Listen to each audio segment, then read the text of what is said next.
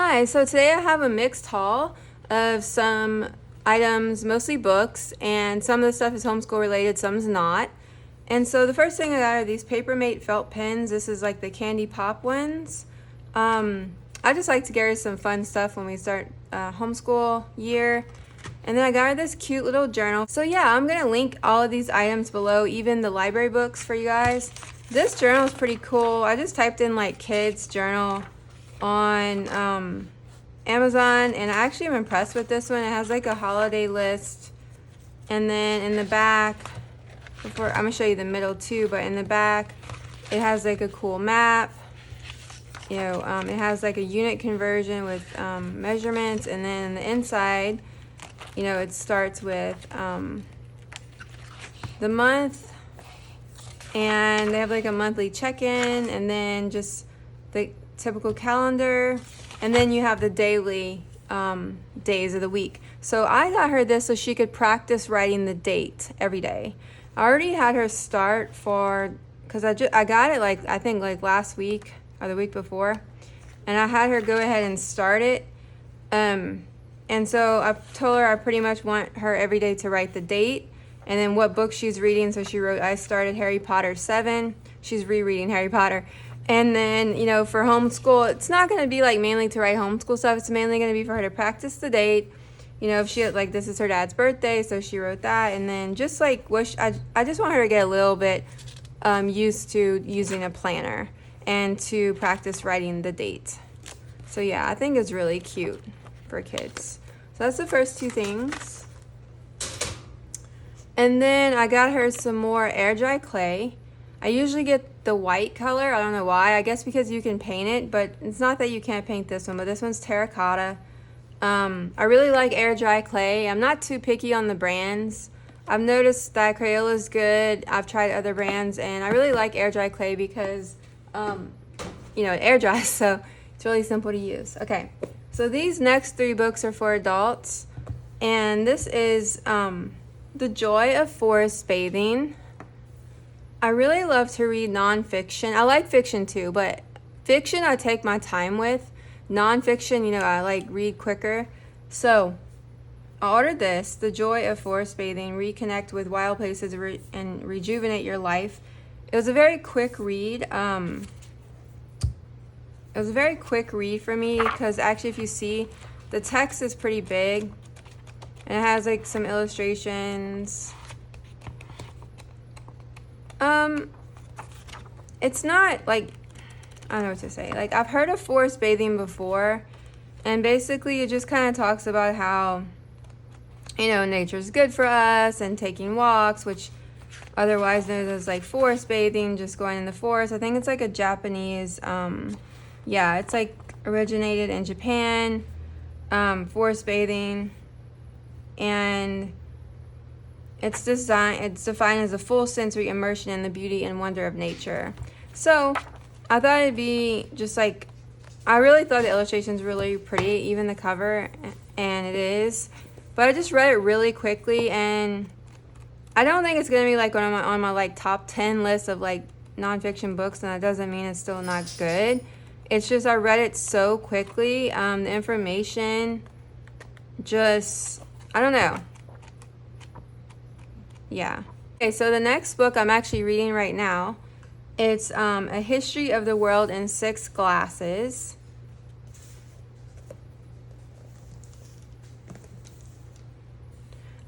And so this book I'm actually 2 chapters in, and I thought it sounded interesting. So basically it's beer in Mesopotamia and Egypt, wine in Greece and Rome, spirits in the colonial period, coffee in the Age of Reason, tea and the British Empire, and then Coca-Cola and the rise of America. So it's it's also a book I'm having a hard time with because it's for someone who really loves history, and I think it's an awesome book, and that's why I'm sharing it, because I'm going to give it to my husband because I really think he'll like it. I'm not giving up on it yet, but it's just not really my thing. It's a lot of history, which is very interesting if you're interested in how, these drinks came about and the parts of the world that they started being made in. Yeah, so it's like very, I mean, I knew it was obviously based on history, and I don't normally read books like this, but I thought I'd give it a try. But it's just not my thing, and I'm still sharing it because I still think it's a great book, but I'm just not a history person. Like, so I'm gonna keep reading it because I do think it's interesting, but I'm kind of having like a hard time with it because it just doesn't capture my interest. But I think it's awesome. Like, I've never seen another book like this to talk about. Like, I've seen some about like food, but I love books like this that like talk about how things impacted our culture, where they started, the history of that. And yeah, so I'm gonna pass this one along to my husband. I already showed it to him, and he seems really interested in it. So I think it's a really good book. It's just not for me, and a lot of books are like that. That's why I don't like to bash books. If I really hate a book, I like never share it. But like, I'm still kind of reading it. Yeah, I'm like, yeah, I still think it's very interesting. Like, I just found this on accident on Amazon, just browsing. So this next book is actually a gift from my husband for his birthday.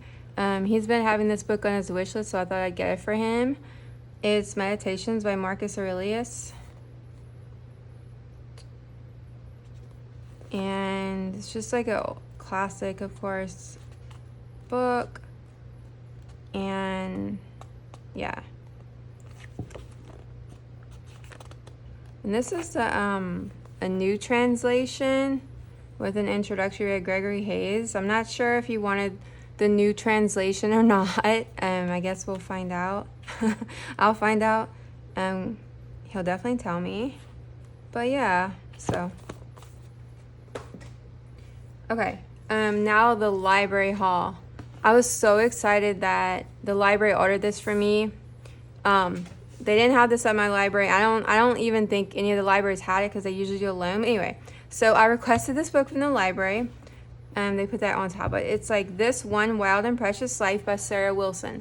So if you watched my other video on her book, I did one video just on her book. If you like books about, maybe if you don't have anxiety, you didn't watch it, or if you do have anxiety, I encourage you to watch it. I have a video on her other book. It's called First We Make the Beast Beautiful, and it's about anxiety. So then she wrote this book, The Path Back to Reconnection in a Fractured World. So this book, someone describes it on the back really well, what I think it is, and it says, Sarah takes us on a series of hikes around the world and shows us how inherently connected to nature we truly are, while also shedding light on how desperately we need to find a new path in our changing world. Wild and Precious speaks to my soul. It's by a photographer. But I was trying to find a way to describe what it is. It sounds like it's about nature and about like possibly the climate and possibly still her life, etc. I like the way she writes. So I haven't read this book at all, so I can't like say anything about what I think of it, of course, since I just checked it out. But it seems like she goes on hikes around the world, like Australia, England, Slovenia, Greece. So I think it's kind of about like her connecting to nature, and then commenting on things like that. She even forest bathing. I just had that book, Forest Bathing Hike in Los Angeles, California, Topanga Canyon. So yeah, so I love the way she writes. She writes the same way in her other book. It's like kind of just like, I'm really bad at describing things like this. Like, I was an art major, not language. I'm not good at describing words sometimes, or the way people write. But like, she writes like with a lot of like she numbers things, and she kind of like short passages, kind of like of her thoughts.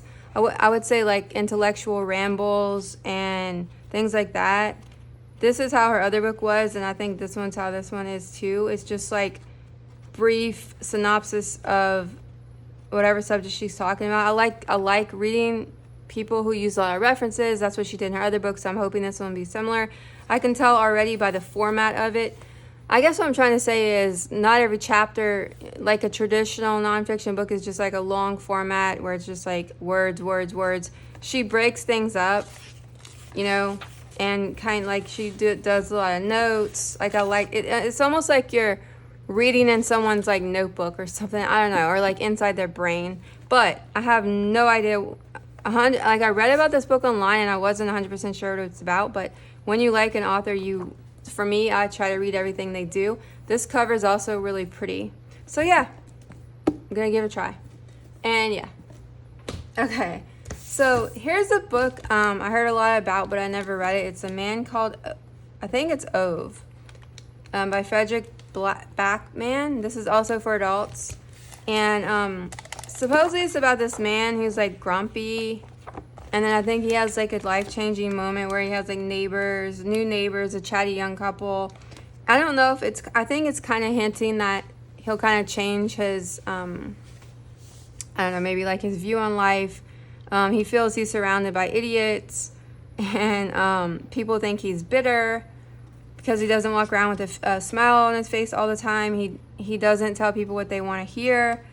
But I actually found this book. I was actually looking for books with happy endings because I've been reading some kind of like dark books lately, like fiction about like murders and things like that. So I was like looking for something more happy. The only thing I will say is this book has like a lot of people like it, but one thing I was kind of, my thing is for fiction is I really like first person.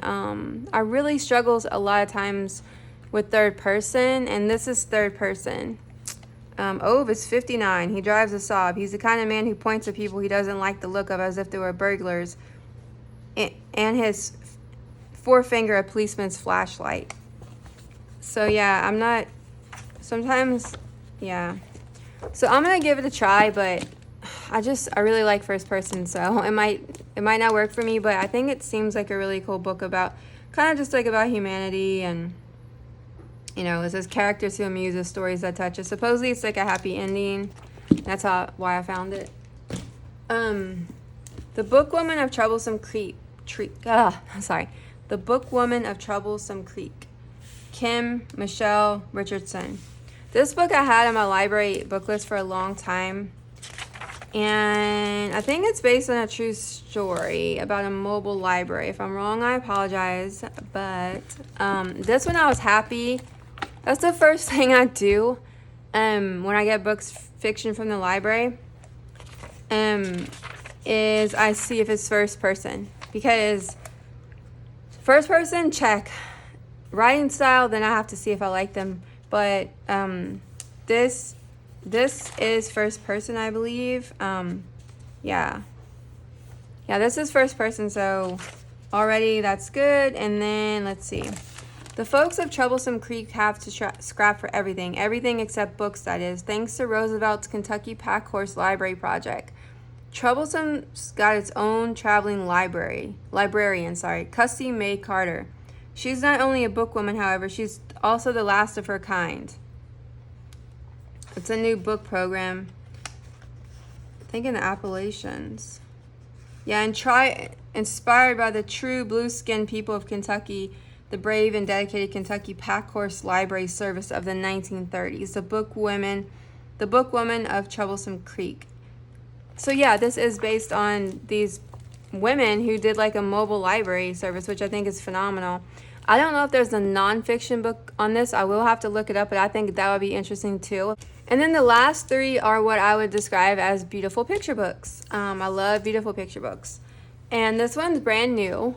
I've been on reserved at the library I've been having it on reserve, you know, like waiting for it. It's Every Little Kindness by Marta. I'm not sure how to pronounce her name, you guys. Okay. It's wordless. And, it's actually not new, but it must be new to my library. That's what happened. Yeah, because a lot of times my library, when they get new things, I always check that list out. So, yeah, it was published in 2018, but still, new to me.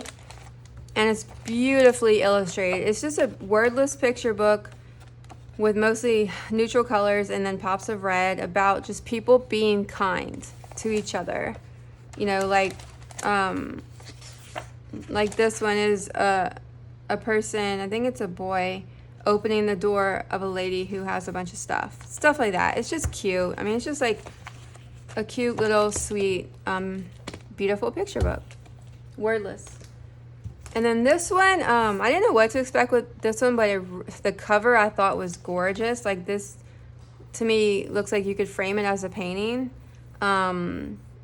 Most of the better natural things in the world, Dave Eggers and Angel Chang. Okay, I don't know. I need to look up this author because, and the illustrator, because I really like. It seemed so. This one is like really short. Like it has like only one word. So basically, it's interesting because it describes the landscape with one word. And it has like, the animal in the landscape, like valley. And then it's pretty much that.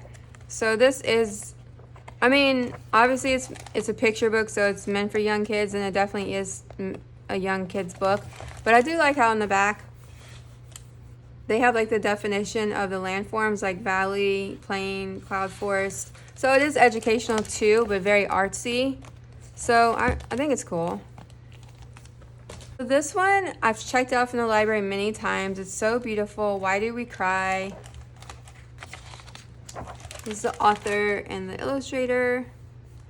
So I'm a big advocate of like getting out your emotions and crying, if you feel the need to or want to, because when I was a child I used to be embarrassed to cry because I don't know, maybe it's just like the culture where I grew up, people, like, or maybe what I saw on TV, it was like you're weak if you cry or something like that. And so I used to hold it in all the time. And then as like I got older, like if you read about the chemistry that happens when you cry in your body and how the chemicals it releases, it's actually good for us to let it out and not keep it in. So any book that I can find on crying, I always will, check it out or buy it if I can. I haven't bought any that I've kept that I liked. But I'm always looking for different books on the subject, and especially about reading to kids about stuff like this, like about emotions and like it's okay to cry. And then I like how in the back it has, of course, I love nonfiction added in.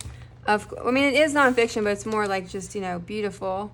It's told like a story. Like this is really poetic. Often we cry when we run into a wall. When that happens, we don't cry because we're hurt, but because the wall seems impossible to climb. So it's just all about your emotions. And in the back it talks about tears and different types of tears. And so it says, every time we cry, our bodies produce and release tons of hormones, chemicals carried in our blood, and other substances that act like natural painkillers. They're the reason we feel better after crying. Sometimes when I can't cry, I will listen to sad songs that can provoke it, and I'll automatically feel better. But yeah, so this is a beautiful book. I wanted to share it.